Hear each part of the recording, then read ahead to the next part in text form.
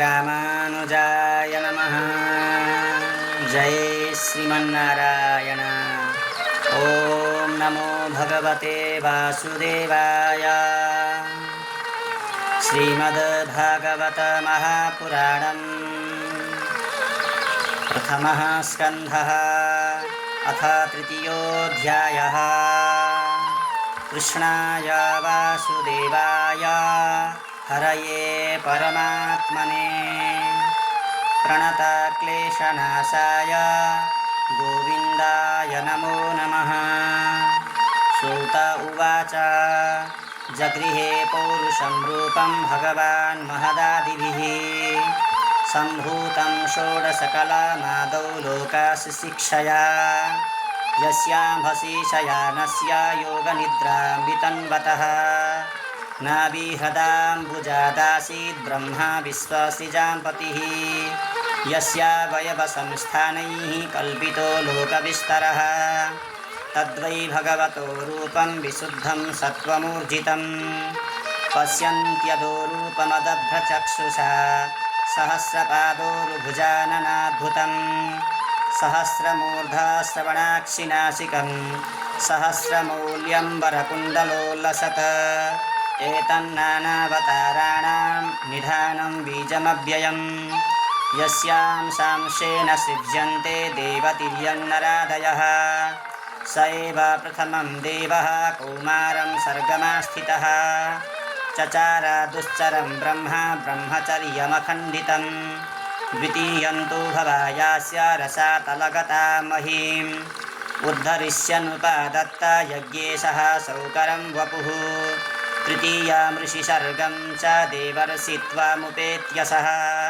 तन्त्रं सात्वतमाचष्ट नैष्कर्म्यं कर्मणां यतः तुर्ये धर्मकलासर्गे नरनारायणावृषि भूत्वात्मोपशमोपेतमकरो दुश्चरं तपः पञ्चमः कपिलो नाम सिद्धेशः कालविप्लुतं प्रोवाचासुरये साङ्ख्यं तत्त्वग्रामविनिर्णयं षष्ठे अत्रेरपत्यत्वं वृतः प्राप्तो न सूयया अन्वीक्षिकीमलर्काय प्रह्लादादिभ्य ऊचिवान् ततः सप्तम आपूत्यां रुचेर्यज्ञोऽध्यजायत स यामाद्यैः शुरगणैरपात् स्वायम्भुवान्तरम् अष्टमे मेरुदेव्यां तु नाभिर्जात उरुक्रमः दर्शयन् वर्त्मधीराणां सर्वाश्रमनमस्कृतं ऋषिभिर्याचितो भेजे नवमं पार्थिवं वपुः दुग्धे मामोषधीर्विप्रास्तेनायं स उषत्तमः रूपं स जगृहे मात्स्यं चाक्षुषो दधि सम्प्लवेत् नाभ्यारोप्य महीमय्यमपाद्वैवस्वतं मनुं सुरासुराणामुदतीं मथ्नता मन्दराचलं दध्रे कमठरूपेण पृष्ठ एकादशे विभुः धान्वन्तरं द्वादशमं त्रयोदशममेव च अपाययत्सुरानन्यान् मोहिन्या मोहयन् स्त्रिया चतुर्दशं नारसिंहं बिभ्राद्दैत्येन्द्रमूर्जितं ददाराकरजैर्वक्षस्येरकां कटकृद्यथा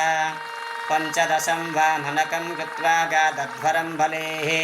पदत्रयं याचमानः प्रत्यादित्सुस्त्रिविष्टवम्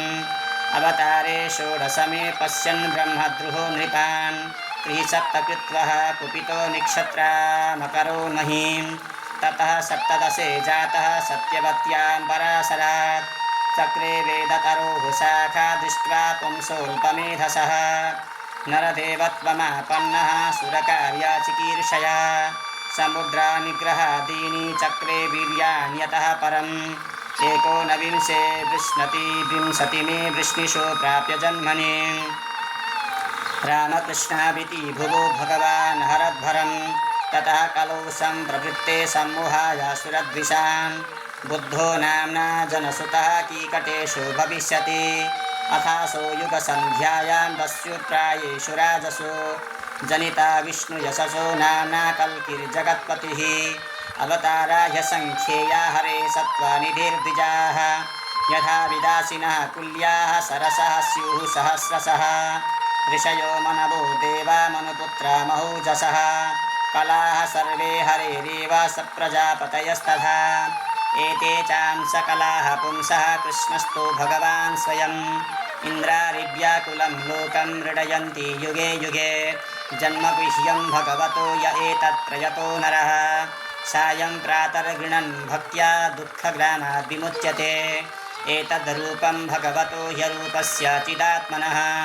मायागुणैर्विरचितं महदादिभिरात्मने यथा नभसि मेघो घोरेणुर्वा पार्थिवो निले एवं द्रष्टरि दृश्यत्वमारोपितमबुद्धिभिः अतः परं यदव्यक्तमव्यूढा गुडाव्यूहितम् अदृष्टा सुतवत्सुत्वात् सजीवो यत्पुनर्भवः यत्रे मे सदसद्रूपे प्रतिषिद्धे स्वसंविदा अविद्ययात्मनि कृते इति तद्ब्रह्मदर्शनं यद्येषो परता देवी माया वैशारदीमतिः सम्पन्न एवेति विदुर्महिम्ने स्वे महीयते एवं जन्मानि कर्माणि ह्यकर्तु रजनस्य च वर्णयन्ति स्म कवयो वेदगुह्यानि हृत्पतेः स वा इदं विश्वममोघलीलः सृजत्यवत्यत्ति न सज्जतेऽस्मिन् भूतेषु चान्तर्हित आत्मतन्त्रः षाड्वर्गिकं जिघ्रति षड्गुणेशः न चास्य कश्चिन्निपुणेन धातुरवैति जन्तुः कुमनीष ऊतीः नामानि रूपाणि मनोवचोभिः सन्तन्वतो न तचर्यामि वाग्यः